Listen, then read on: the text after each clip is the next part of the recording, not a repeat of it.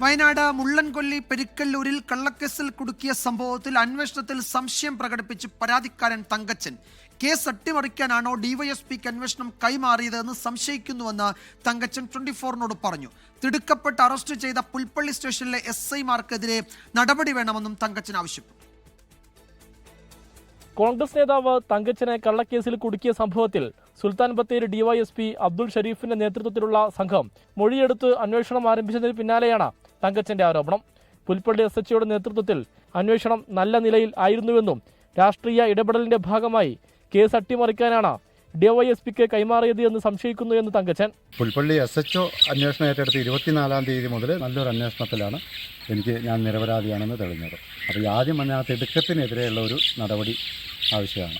തന്നെ തിടുക്കപ്പെട്ട് അറസ്റ്റ് ചെയ്ത പുൽപ്പള്ളി പോലീസ് സ്റ്റേഷനിലെ SI-മാരായ ഷിയാസ്, മനോജ് എന്നിവർക്കെതിരെ നടപടി വേണമെന്നും തങ്കച്ചൻ ആവശ്യപ്പെട്ടു. സംഭവത്തിൽ തങ്കച്ചന്റെ കുടുംബത്തിന്റെ മൊഴി പോലീസ് രേഖപ്പെടുത്തി. പ്രാദേശിക കോൺഗ്രസ് നേതാക്കളാണ് കള്ളക്കേസിൽ കുടുക്കിയത് എന്നാണ് പോലീസ് കണ്ടെത്തൽ. ഇവർക്കായുള്ള അന്വേഷണം പുരോഗമിക്കുകയാണ്. 24 വയനാട്. ലോകത്തെവിടെയായാലും ഏത് സമയത്തും 24 വാർത്തകളും ഓഗ്മെന്റഡ് റിയാലിറ്റി പാക്കേജുകളും എക്സ്പ്ലെയിനറുകളും വിശദമായി കാണാൻ ഞങ്ങളുടെ YouTube ചാനൽ നിങ്ങൾക്ക് സബ്സ്ക്രൈബ് ചെയ്യാം.